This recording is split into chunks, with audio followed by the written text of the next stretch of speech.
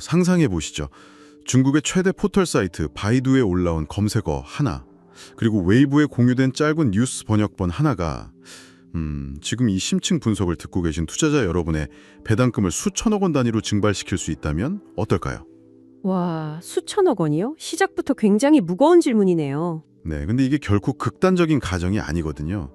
지금 이 순간에도 삼성전자와 SK하이닉스의 핵심 거점이죠. 중국 시안과 우시 공장의 현지 직원들이 스마트폰으로 한국 본사의 그 역대급 성과급 잔치 뉴스를 실시간으로 번역해서 읽고 있습니다. 아, 그쵸. 최근에 기사화가 많이 된 내용이죠. 맞습니다. 그리고 묻고 있는 거죠. 우리가 낸드와 디램 절반을 만들어냈는데 왜 우리 통장에는 한국 본사 직원들과 같은 막대한 성과급이 찍히지 않는가? 환영합니다. 오늘 우리의 심층 분석은 단순한 노사 갈등을 다루는 게 아닙니다. K 반도체 기업들이 직면한 거대한 구조적 딜레마, 그리고 투자자 여러분의 주주 가치를 위협하는 그 글로벌 공급망 및 노동 리스크의 실체를 숫자와 현금 흐름의 관점에서 철저히 해부해 보겠습니다. 네, 여기서 우리가 주목해야 할 매우 흥미로운 점은요. 이 사안의 본질을 꿰뚫어 보려면 감정을 완전히 배제해야 한다는 겁니다. 철저히 재무제표와 공정의 메커니즘을 봐야 하거든요. 감정을 배제하고 숫자를 봐라. 그렇죠. 이들이 단순히 불만을 표출하는 걸 넘어서서 본사와 동일한 수준의 대규모 성과급을 공식적으로 요구하려는 움직임이 포착되었다는 여러 경제 매체의 보도가 쏟아졌잖아요. 본사가 수십조 원의 영업이익을 올렸으니 그 칩을 실제로 구워내는 최전선의 자신들에게도 동일한 보상이 주어져야 한다는 이른바 그 기여도 비례 보상 논리인 거죠. 잠깐만요. 거기서 제가 좀 반론을 제기하지 않을 수가 없는데요. 이거 시장의 우려가 좀 과도한 거 아닌가요? 어떤 측면에서 그렇게 보시죠? 최근 JTBC나 국내 보도글을 종합해보면 삼성과 SK, 양사 모두 해당 소문은 사실무근이다, 혹은 공식적인 요구가 접수된 바 없다, 이렇게 아주 단호하게 선을 그었잖아요. 네, 공식적으로는 부인했죠. 게다가 다국적 기업이 진출한 현지 국가의 물가나 임금 수준, 또 노동법에 맞춰서 별도의 보상 체계를 운영하는 건 사실 글로벌 비즈니스의 기본 상식이거든요. 텍사스 노동자, 우시 노동자, 평택 노동자가 어떻게 같은 기준을 적용받습니까? 기업이 이렇게 부인하고 있고 규정도 명확한데 왜 이 이슈가 주식시장에서 공급망 리스크라는 거대한 공포로 번지고 있는 걸까요? 아주 예리한 질문이십니다. 경영진의 공식 부인은 뭐랄까 법적이고 절차적인 방어를 위한 아주 당연한 수순이죠. 하지만 시장과 투자자들이 두려워하는 건 규정이 아닙니다. 규정이 아니라면요? 바로 레버리지의 역전입니다. 그러니까 과거 10년 전만 해도 아시아의 생산기지는 단순 하청, 다시 말해 대체 가능한 조립 라인에 불과했거든요. 파업을 하면 그냥 다른 공정 물량을 늘리면 그만이었죠. 그렇죠. 예전엔 싼 인건비 찾아서 공장을 쉽게 옮겼으니까요. 맞습니다. 하지만 지금의 반도체 공정은 완전히 다릅니다. K반도체 밸류체인에서 기업이 현지 노동력에 대한 통제력을 상실할 수 있다는 첫 번째 균열이 보였기 때문이에요. 이들이 만약 파업이라는 카드를 쥐었을 때 기업이 감당해야 할 매몰 비용이 과거와는 차원이 다르게 폭등했습니다. 대체 불가능한 핵심 생산 기지가 되었다는 뜻이군요. 자, 이 상황을 한번 풀어보죠. 최근 조지타운대 보안유망기술센터 CSET에서 발간한 보고서나 언론 보도를 뜯어보면 그 위상이 어느 정도인지 아주 구체적인 수치로 다가오더라고요. 네, 그 숫자들을 보면 정말 압도적이죠. 네, 삼성전자 시안 공장은 그저 그런 레거시 팹이 아니잖아요. 유일한 해외 낸드 플래시 생산 기지이고 전체 낸드 생산량의 무려 40%를 담당하고 있습니다. 여기서 일하는 현지 인력만 최소 3,000명 이상이고요. SK하이닉스 우시 공장 데이터는 사실 더 놀랍습니다. 전 세계 D램의 거의 절반, 정확히는 48%가 이 우시 공장에서 쏟아져 나오거든요. 4,000명 이상의 노동자가 이곳을 돌리고 있죠. 와, 40%, 48% 절반 가까이네요. 네. 근데 여기서 생산량 40%, 48%라는 그 숫자 이면에 숨겨진 기술의 메커니즘을 이해하는 게 정말 중요합니다. 전자신문 보도에 따르면 현재 시안 공장은 기존 128단에서 236단 8세대 낸드로의 공정 전환을 이미 완료했습니다. 236단이요? 그거 엄청난 최첨단 공정 아닌가요? 맞습니다. 236단 낸드 플래시는 그 아주 얇은 웨이퍼 위에 미세한 셀을 236층이나 정밀하게 쌓아 올리는 거거든요. 분자 단위의 화학적 증착과 식각이 반복되는 극도의 정밀 공정입니다. 심지어 연내에는 286단 9세대 가동까지 준비 중이고요. 아, 그러니까 이 중국 현지 노동자들이 과거의 그 단순 조리원들이 아니라는 거네요. 그렇죠. 글로벌 메모리 전쟁의 최전선에서 초정밀 장비를 직접 다루는 아주 핵심 오퍼레이터들이라는 겁니다. 그 기술적 특성이 왜 거대한 리스크로 직결되는지 우리 투자자 여러분 입장에서 좀 더 직관적으로 풀어보죠. 일반적인 자동차나 스마트폰 조립 라인이라면 노동자들이 파업하면 그냥 컨베이어 벨트를 멈추면 되잖아요. 네, 전원 끄면 되죠. 파업 끝나면 전원 켜고 다시 조립하면 되고요. 손실은 그저 조업 중단 기간에 생산 못한 물량 정도일 텐데, 근데 첨단 메모리 팹은 완전히 다르잖아요. 저는 이 팹들을 글로벌 공급망의 우심실 혹은 원자력 발전소에 비유하고 싶습니다. 아, 원자력 발전소. 아주 정확하고 치명적인 비유네요. 첨단 반도체 팹은 24시간 365일 단 1초도 멈추지 않고 가동되어야 하는 거대한 화학 반응기거든요. 1초도 멈추면 안 된다.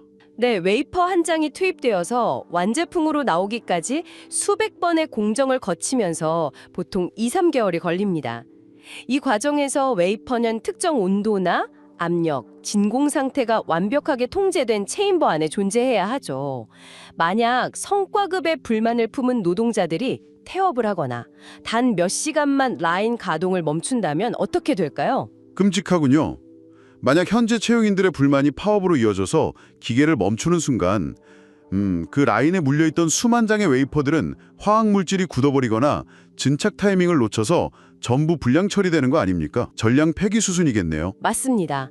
수개월치의 원자재와 가공비가 단 몇 시간 만에 허공으로 날아가는 거죠. 1차적인 폐기 손실만 수조 원에 달할 수 있습니다. 수조 원이요? 아, 정말 심장마비네요. 근데 진짜 재앙은 2차적 손실이에요. 랜드와 디램 공급이 막히면 이걸 가져다가 AI 서버를 조립하는 애플이나 엔비디아, 마이크로소프트 같은 글로벌 빅테크들의 밸류체인 전체가 마비됩니다. 아, 고객사 라인까지 멈추는 거군요. 그렇죠.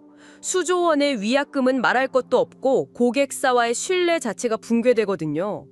중국 노동자들은 바보가 아닙니다. 자신들이 쥐고 있는 이 협상력이 얼마나 치명적인지 아주 정확히 알고 있어요. 우리가 멈추면 너희 한국 본사의 수십조 원 영업이익도 끝이다. 이걸 아는 거죠. 아, 그 설명을 들으니까 경영진이 왜 극도로 조심스럽게 선을 그으면서 반응하는지 이해가 확 되네요. 팹이 멈추면 회사의 존립 자체가 흔들리니까요. 그런데 제 머릿속에 진짜 경고등이 울리는 지점은 사실 중국이 아닙니다. 네, 다른 곳을 보고 계시는군요. 네, 만약 경영진이 파업이라는 최악의 사태를 막기 위해서 울며 겨자 먹기로 중국 현지 노동자들에게 본사 수준의 특별 성과급이나 위로금을 쥐어준다고 한번 가정해보죠. 이 불길이 태평양을 건너서 다음 목적지로 향한다면 어떻게 될까요? 바로 지금 천문학적인 돈을 쏟아붓고 있는 미국 공장들 말입니다. 아, 이 사안을 더 큰 그림과 연결해 보시는군요. 그것이 바로 이 이슈를 가장 심각하게 바라봐야 하는 이유, 도미노 효과입니다. 도미노 효과요? 네, 기업이 특정 지역의 압박에 굴복해서 원칙을 깼다는 선례가 만들어지는 순간 그 불길은 즉각 미국으로 번질 수밖에 없거든요. 현재 한국 반도체 기업들은 미국 현지에 짓고 있는 신규 팹들 때문에 이미 극도의 비용 압박에 시달리고 있습니다. 뉴딜리 같은 매체 보도를 보면 그 텍사스 테일러시의 삼성 파운드리 공장 상황은 인플레이션 직격타라는 말이 부족할 정도더라고요. 초기 예산이 애초에 우리 돈으로 약 22조 원 수준이었는데 지금 환율 노동치고 자재비, 인건비 폭등하면서 10조 원에서 14조 원이 추가로 들어갈 거라는 전망이 나오고 있죠. 네, 거의 공장을 하나 더 지을 수 있는 돈이 추가 건설비로 녹아내리고 있는 겁니다. SK하이닉스 역시 인디애나주의 첨단 패키징 공장을 짓기 위해서 대규모 투자를 단행 중이고요. 근데 여기서 끝이 아니잖아요. 전문가님 왜 건설비가 14조 원이나 더 늘어났는지 그 메커니즘을 볼 필요가 있을 것 같아요. 단순히 자재비가 올랐기 때문만이 아니지 않습니까? 정확합니다. 단순히 물가 상승 때문이 아니에요. 미국 정부의 칩스법 보조금을 받기 위해서 기업들이 수용해야 했던 수많은 가드레일 조항과 현지 규제 때문이죠. 아, 그 보조금의 대가군요. 네, 미국은 공장 건설에 반드시 현지 노조에 소속된 노동자를 일정 비율 이상 고용하도록 강제하거나 지역 평균 이상의 높은 임금을 보장하도록 하는 조항을 들이밀고 있습니다. 게다가 건설 노동자들을 위한 대규모 타가소 같은 복지시설까지 의무화했거든요. 자본적 지출, 즉 캐펙스가 이미 구조적으로 폭발해버린 상황입니다. 그런데 공장을 다 짓고 나면 끝인가요? 아니죠. 진짜 공포는 완공 이후에 매일 공장을 돌리면서 지출해야 하는 운영비용, 이 오펙스의 팽창이잖아요. 여기서 미국의 노동조합 리스크가 본격적으로 수면 위로 올라오더라고요. 미국은 우리나라, 중국과는 그 노동운동의 스케일과 방식 자체가 완전히 다르지 않습니까? 맞습니다. 아시아경제 보도를 보면 최근 업계 동향이 심상치 않아요. 미국 통신노동자협회 CWA라는 거대 산별 노조가 마이크론의 뉴욕 공장의 노조 설립을 강력하게 추진 중입니다. 산별 노조가 개입하는군요. 네, 미국의 산별 노조는 개별 기업 노조와 달리 정치적 로비력과 협상력이 막강하거든요. 특히 미국은 대선을 앞두고 있잖아요. 바이든이든 트럼프든 정치 권력은 누가 당선되던 노동자 표심, 특히 그 반도체 공장이 있는 러스트벨트 노동자들의 표심을 잡아야 합니다. 외국계 반도체 기업이 보조금을 받으면서 현지 노동자들의 임금 인상이나 노조 설립 요구를 묵살한다. 미국 정치권이 절대 가만히 있지 않을 겁니다. 그 구조를 연결해 보니까 진짜 소름이 돋네요. 만약 텍사스나 인디애나의 미국 노동자들이 방금 우리가 얘기한 그 중국에서의 성과급 지급 선례를 확인하고 CWA 같은 거대 노조를 등에 업은 채 우리는 미국 땅에서 칩스법의 보호를 받는 노동자다. 한국 본사나 중국 팹보다 훨씬 높은 수준의 기본급에 본사와 동일한 비율의 성과급을 내놓아라. 이렇게 요구한다면요. 상상하기도 싫은 시나리오죠. 애초에 미국은 기본임금 베이스 자체가 아시아와는 비교도 안 되게 높잖아요. 여기에 막대한 성과급까지 얹어진다면 대체 K반도체의 글로벌 인건비 청구서는 얼마나 천장부지로 솟구시게 되는 걸까요? 기업의 이익률 자체를 완전히 붕괴시킬 수준이 될 겁니다. 그래서 이 모든 공급망 리스크와 통제 불가능한 비용 팽창이 궁극적으로 무엇을 의미하는가? 이게 최종적으로 어디를 향해 칼을 겨누고 있는지 냉정하게 봐야 하거든요. 무엇을 의미할까요? 바로 지금 이 심층 분석을 듣고 계신 투자자 여러분의 지갑, 그러니까 주주가치 훼손이죠. 정확합니다. 글로벌 투자은행들은 이미 주파나를 튕기고 방어태세에 들어갔어요. 뉴데일리 보도에 따르면 시티그룹이 최근 삼성전자의 목표 주가를 기존 32만 원에서 30만 원으로 전격 하향 조정했습니다. 32만 원에서 30만 원으로요? 네, 이게 단순히 시황이 안 좋아서가 아닙니다. 내년도 영업이익 추정치를 대폭 낮춰 잡았는데 그 핵심 논리 중 하나가 바로 이 인건비 팽창과 노조 리스크 때문이었어요. 마진율이 훼손될 것이라는 재무적 확신을 시장에 던진 거죠. 증권가의 숫자를 보니까 이게 피부에 확 와닿네요.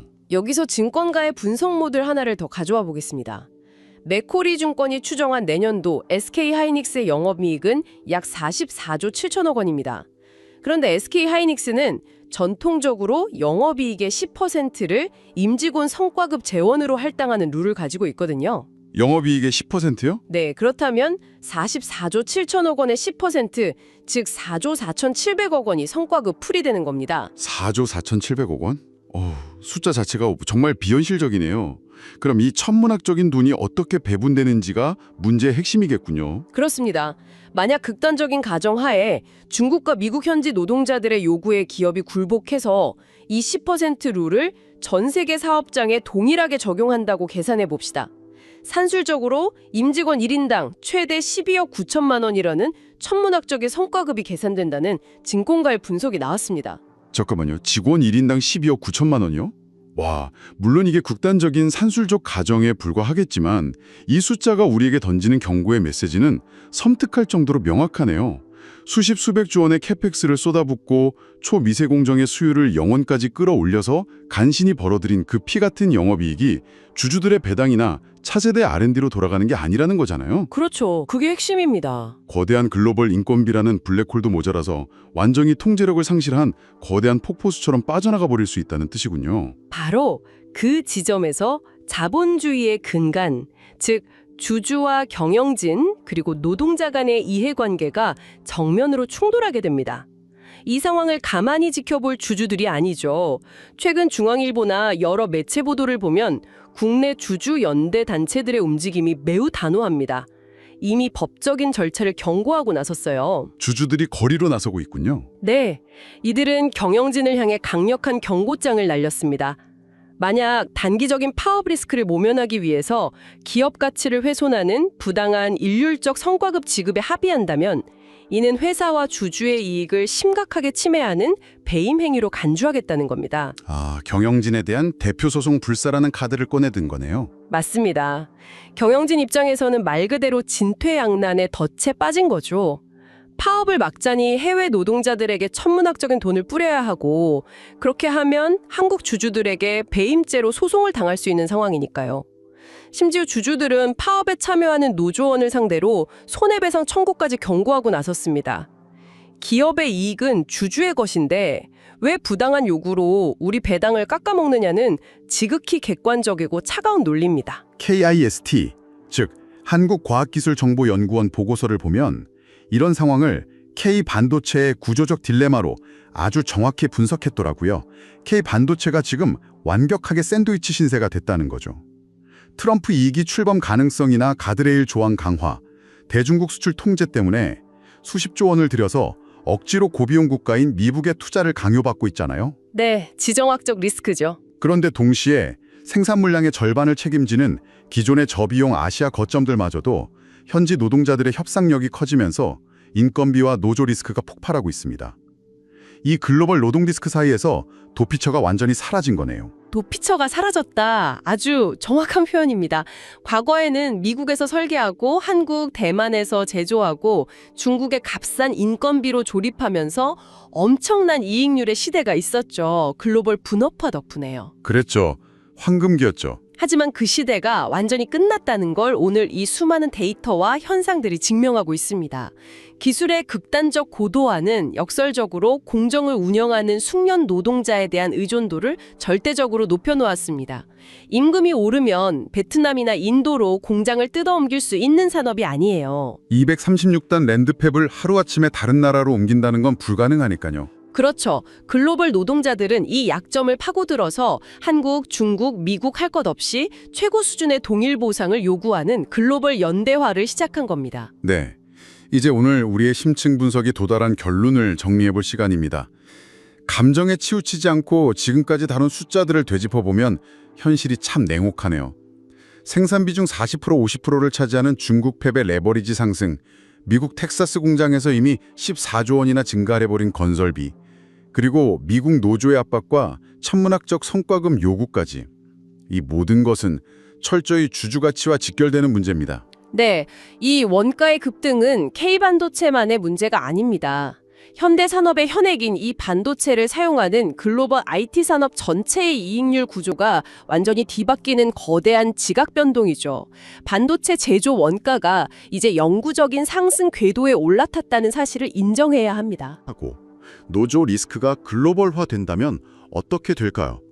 우리는 지금 단순히 칩의 성능만 진화하는 시대가 아니라 그 칩을 구워내는 비용 자체가 영구적으로 상승하는 낯선 시대의 초입에 서 있습니다. 저는 이 현상을 감히 실리콘 인플레이션이라고 부르고 싶습니다. 실리콘 인플레이션.